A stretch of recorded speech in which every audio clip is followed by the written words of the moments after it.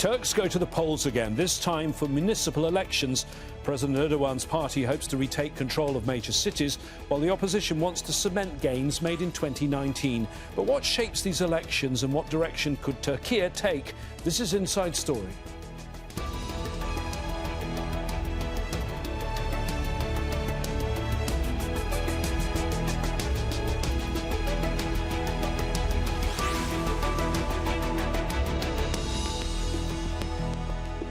Hello again, I'm James Bays. There's a vote that could define the future of Turkish politics. Municipal elections are being held in all 81 provinces, but the real battle is for a city of 16 million people, the only city on two continents, Istanbul. There's a saying in Turkish politics, whoever wins Istanbul wins Turkiye, and that's why this vote is a test for President Erdogan's AK party, which lost Istanbul to the opposition 5 years ago. Money is a major factor. Whoever controls big cities also controls their budgets, development projects and quite possibly the party's longevity. There's a lot at stake in this race. Sky-high inflation, political divisions and international pressures all play a role. We'll take a look at all those issues and how they affect the country's futures with our guests in a moment. But first, this report from Katya Lopez-Hodayan. It's a local election with national implications. Turkish President Recep Tayyip Erdogan isn't running, but he is on the campaign trail supporting his party's candidates. The governing AK party is trying to win back Ankara and Istanbul, cities that lost to the opposition CHP in 2019. Kazanmak değil, sadece bize kaybettirmek için. Some people are holding us back, not to win, but just to make us lose. Then who is going to win if we lose? Of course, the fascist CHP and the pro-Kurdish party. The vote is widely seen as a test of the president's popularity and of the opposition's longevity. When Ekrem İmamoğlu won the mayoral seat in Istanbul 5 years ago, it was a surprise upset for Erdogan's party. Banned from last year's presidential elections, if he wins a second term as Istanbul's mayor, analysts say it's likely he'll run for the presidency in 2028. If we win, it will send a strong message, a message filled with democracy. What the people say goes. Sovereignty belongs to a people who do not bow down to pressure, oppression, conspiracy, lies, or slander.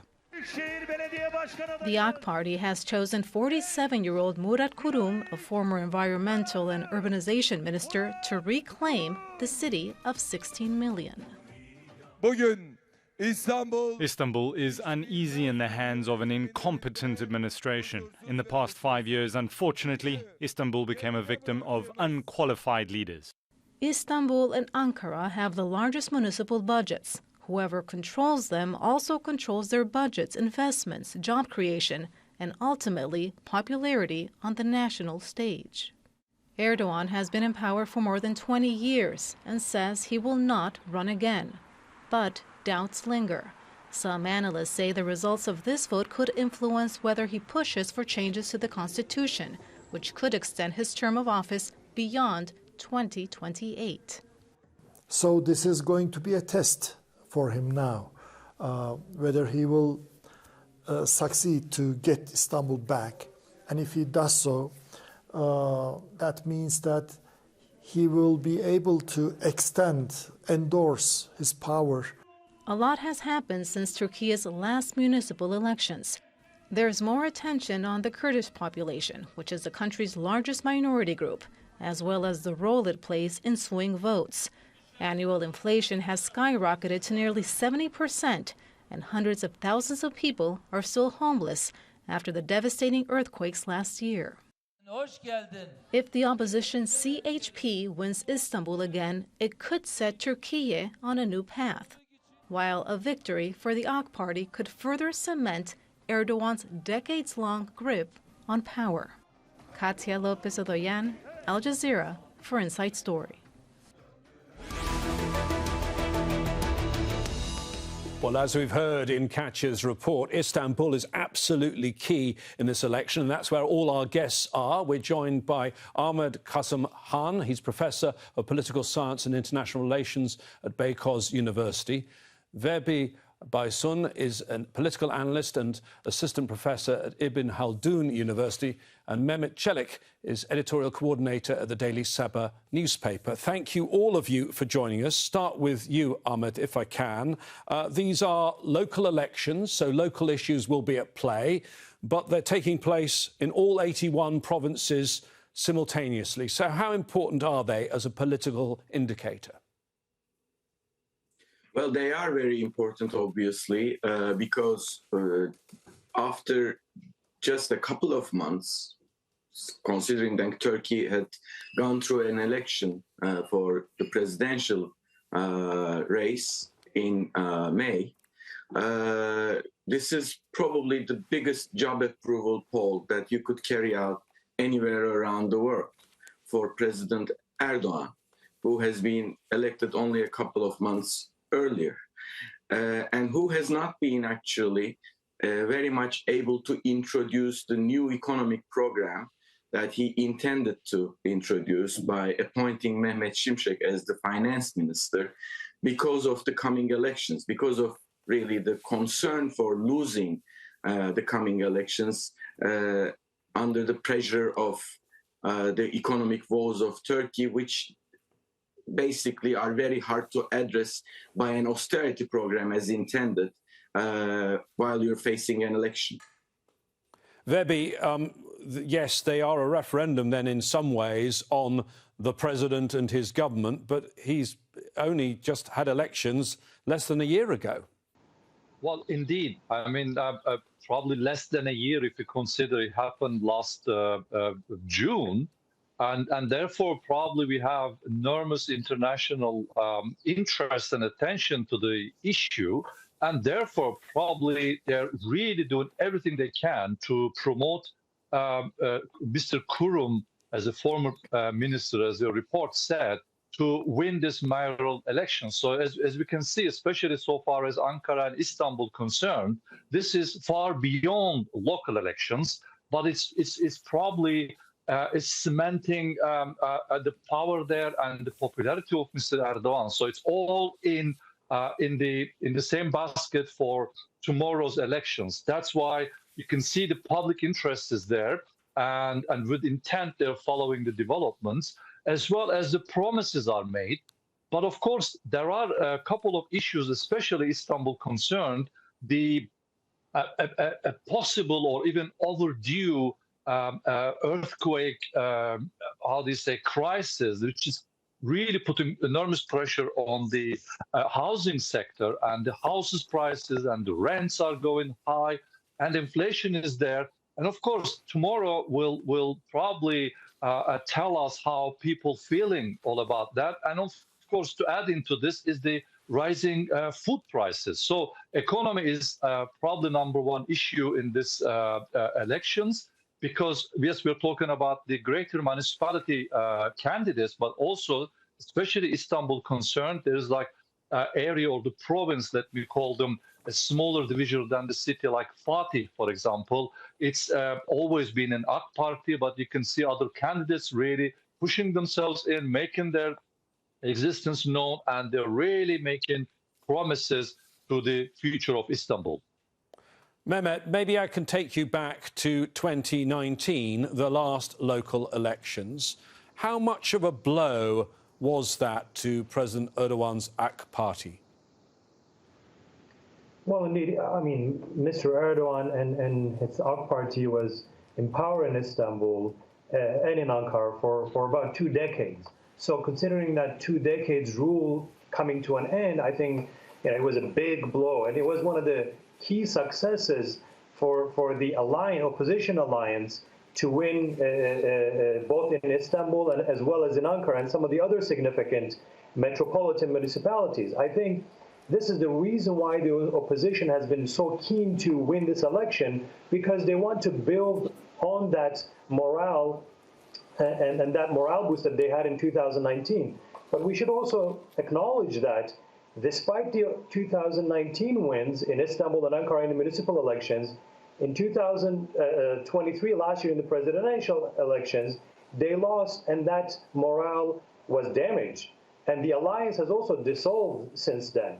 Of course, as the two previous speakers mentioned, economy, I think it's the biggest opposition at the moment in Istanbul particularly, and maybe in Ankara as well, biggest opposition to Mr. Erdogan. Otherwise, if, of course, there's other economic, demographic changes in Istanbul, and voters' tendencies have also shifted in some of the key districts in Istanbul, like Üsküdar, perhaps in Fatih as well. But overall, there is, in line with that opposition's high morale, there's also a disunited opposition. The only, I think, challenge will be to Mr. Erdogan, whether, despite the fact that the opposition is disunited, whether parties like the pro-PKK HDP, or now they call it DEM, whether they will still support Mr. Imamoglu, and also how impactful it will be with the new welfare party, the Erdogans party, whether they will, some of the electoral base will still vote for Erdogan, despite the fact that they have their own candidate. So there's some game changers in this election, which we did not have in the both presidential election last year as well as in 2019. But yes, it was a blow to Mr. Erdogan's power in Ankara and Istanbul, but we should also still remember that his party won the majority of municipalities across the country. Ahmet, if you could perhaps give us a bit of context about Istanbul. I think everyone watching knows it's one of the major world cities. But how important is it to economic and political life in Turkey? I was looking at the statistics. I think it's a fifth of Turkey's population and responsible for more than a quarter of the country's GDP. Well, basically, it's so important that you can't really exaggerate the importance of it. Let me put it that way. Much of the tax revenues are generated in Istanbul. It contributes to GDP, as you said, in a very meaningful manner.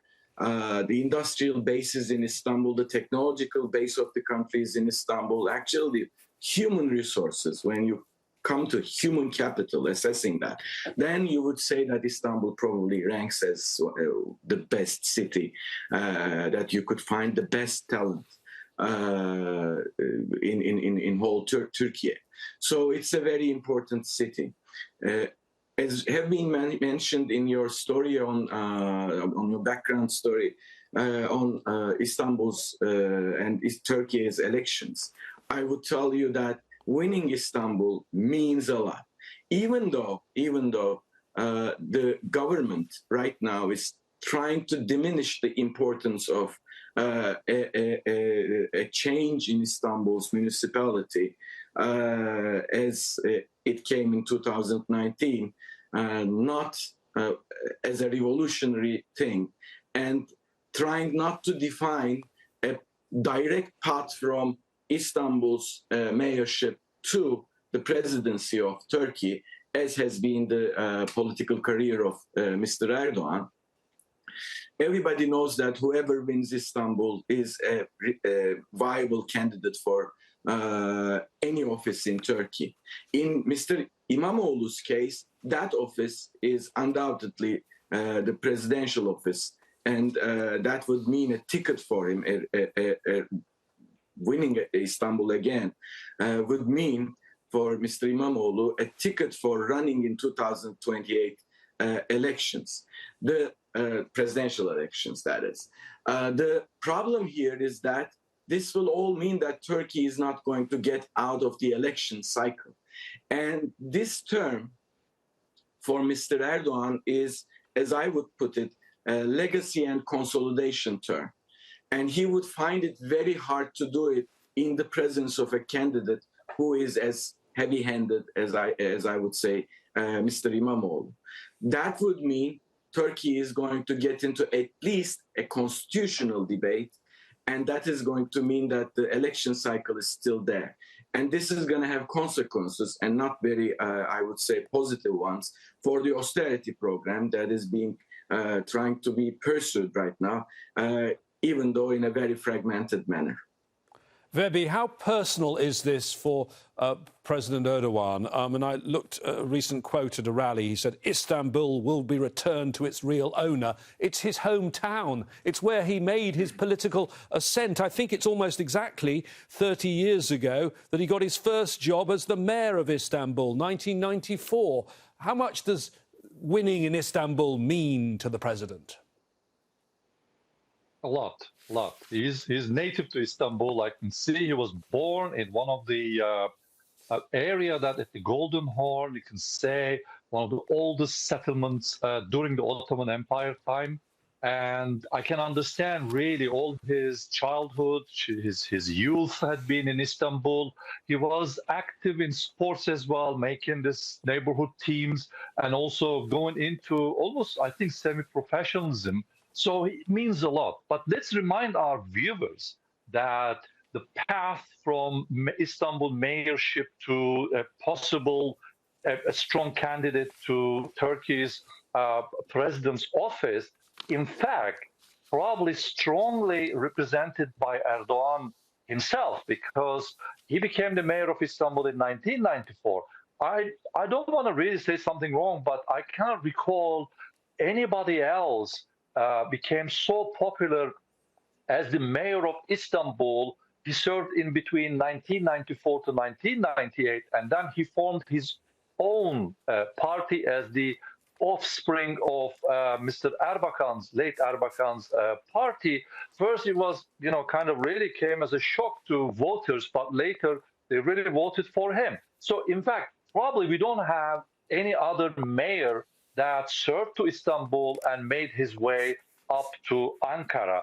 But he takes it very seriously, and the issue is certainly very personal for Mr. Erdogan, because he still has his residence in Istanbul, in one of the classical areas. I don't know how much, but I can guess it's most of his time, yes, in Ankara, but the city in his heart, I'm happy to say, is that it's Istanbul. So therefore, he's doing everything possible to get Istanbul back. It is therefore we see more in the discourse that Istanbul is there and he wants to win it. Ankara somehow is like secondary, so it's not really that much promoted. So yes, there are political consequences, no doubt. There are economic reasons, no doubt, but also he's one of the greatest mega projects. For example, building a canal in between Marmara Sea as well as the Black Sea, kind of parallel to the famous Bosphorus, and hopefully the international carriers transportation would take place from there. It's a debated issue, but still the mega projects, still the huge investments, including transportation, is all concentrating, most of it concentrating towards Istanbul. So Istanbul is in his heart and has a very strong representation. OK. Mehmet, if I can ask you about Istanbul and the candidates. I read somewhere there were 52 actual names, but it is really just between these two, is it not? And can you tell us what are the latest polls saying?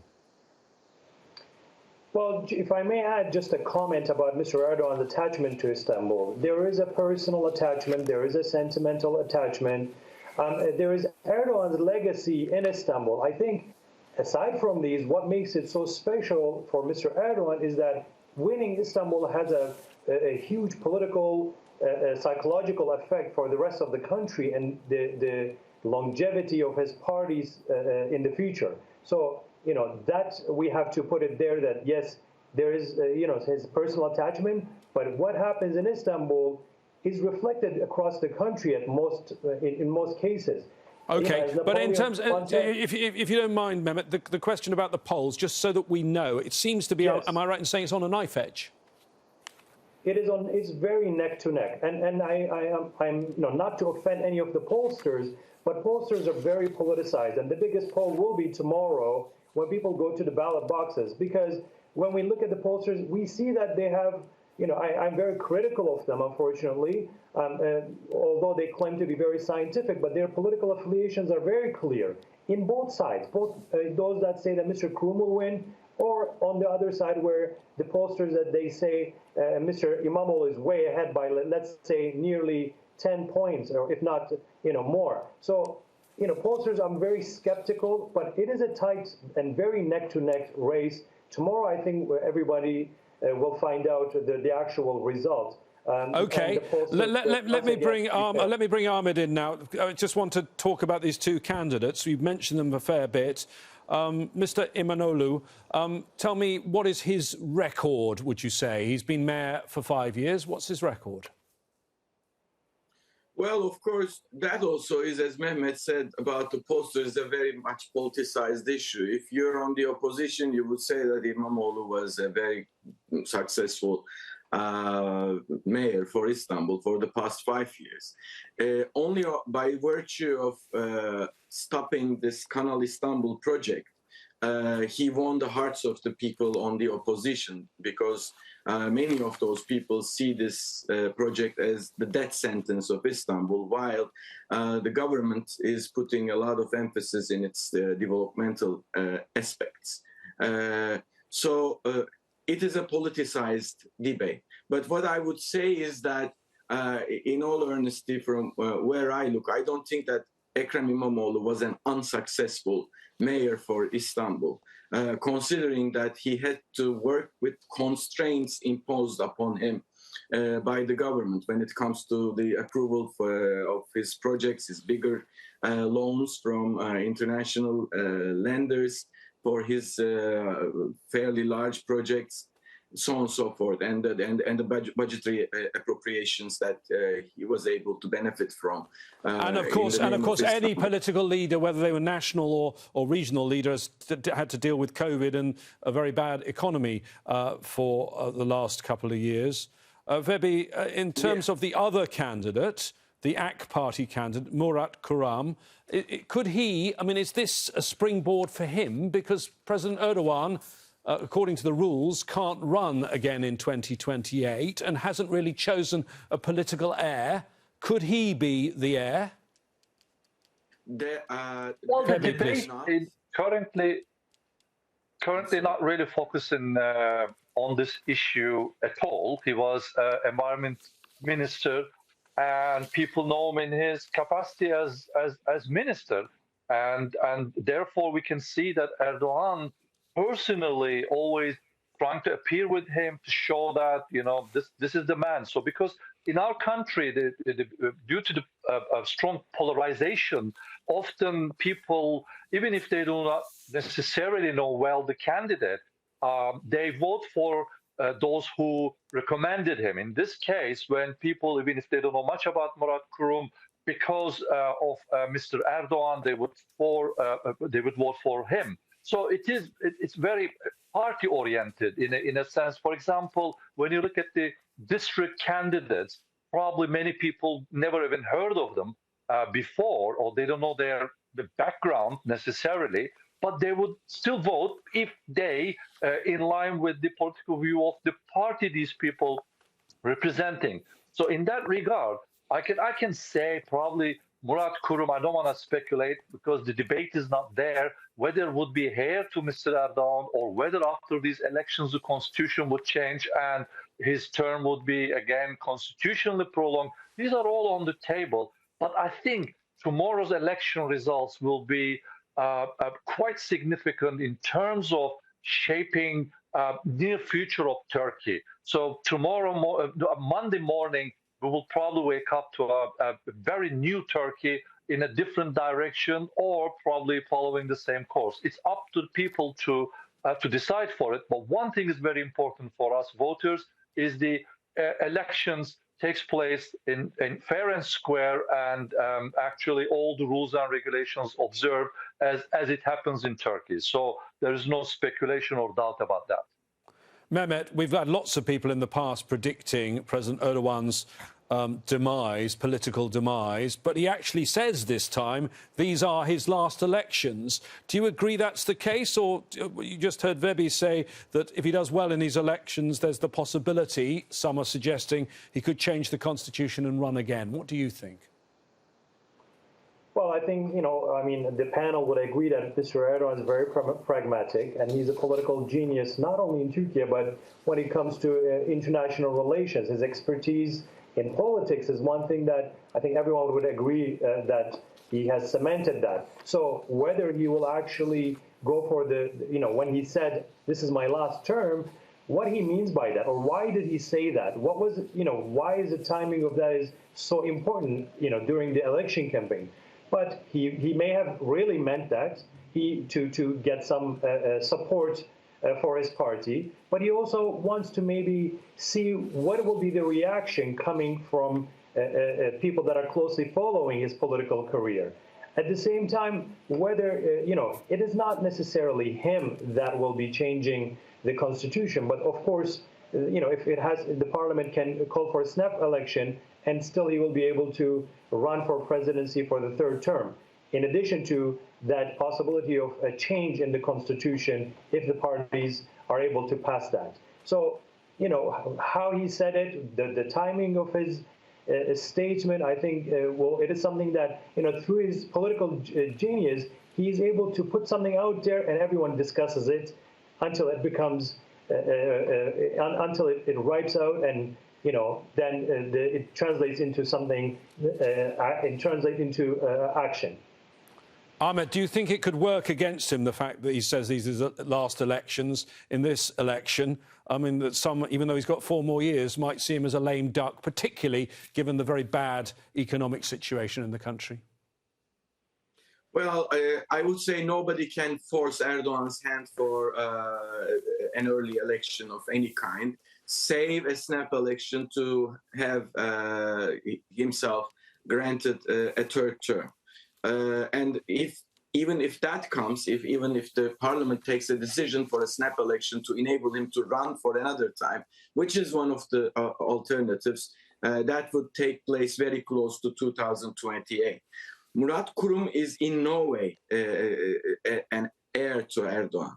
And if Imamoğlu wins, and that's, I think, the crucial part of this, the outcome of this election that we will experience tomorrow, if Murat Kurum loses and Ekrem İmamoğlu wins, that is going to force Erdogan probably run himself in 2028 rather than going through the hassle of picking up an alternative, an heir of some sort.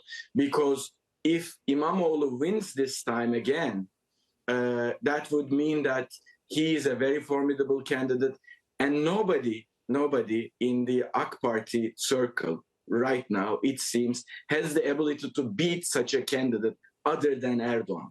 That is why, in my earlier comment, I said that the election cycle is not going to be over if Imamoğlu wins, and that's the most important part of this election. Thank you very much to all of you today. Our guests, Ahmed Kasım Han, Vebi Basun and Mehmet Çelik. Preliminary results are expected about 1900 hours GMT on Sunday. We'll cover them on Al Jazeera, and you can find all the details plus analysis on our website, aljazeera.com.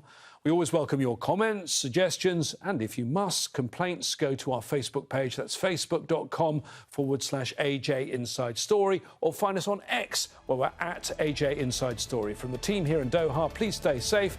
I'll see you very soon. Bye-bye.